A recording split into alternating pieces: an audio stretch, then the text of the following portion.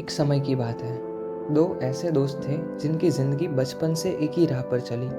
School साथ, college साथ और फिर देश की सेवा करने का सपना भी साथ। दोनों ने सेना में भर्ती होकर एक ही यूनिट में कंधे से कंधा मिलाकर जगह बनाई।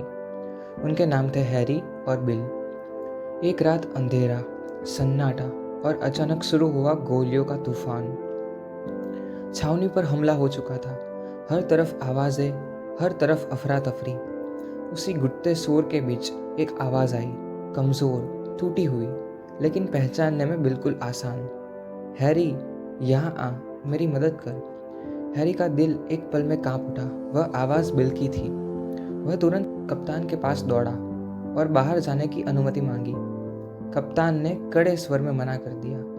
उन्होंने कहा कि हालात बहुत खराब है। वे और किसी सैनिक को खोने का जोखिम नहीं ले सकते। और सबसे भारी बात, बिल की आवाज़ बताती थी कि शायद वह बच भी ना पाए। हैरी चुप रहा, लेकिन बिल की पुकार फिर आई, हैरी, आ दोस्त, मेरी मदद कर। हर शब्द हैरी के भीतर गिरते पत्थर जैसा लग रहा था। उसका दिल और उसकी मानवता आदेश उसे लड़ रही थी।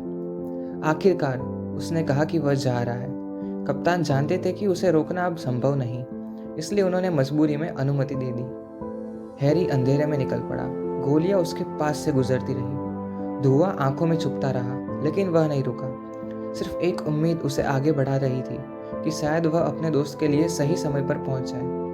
वह जैसे तैसे बिल तक पहुंच गया। बिल घायल था, खून बह रहा था। हैरी ने उसे अपनी बाहों में उठाया और मुश्किलों से लड़ते हुए उसे वापस अपने गड्ढे तक ले आया। लेकिन जैसे ही वह सुरक्षित जगह पहुंचा, सब कुछ थम गया। बिल अब नहीं रहा। कप्तान हैरी पर भड़क उठे। उन्होंने कहा कि उन्होंने पहले ही चेतावनी दी थी, यह एक गलती थी, और हैरी लगभग खुद को भी खो देता। लेकिन हैरी यह सब शांति से सुनता रहा। फिर वह धीमी आवाज में बोला, सर, जब मैं बिल के पास पहुंचा तब वो जिंदा था।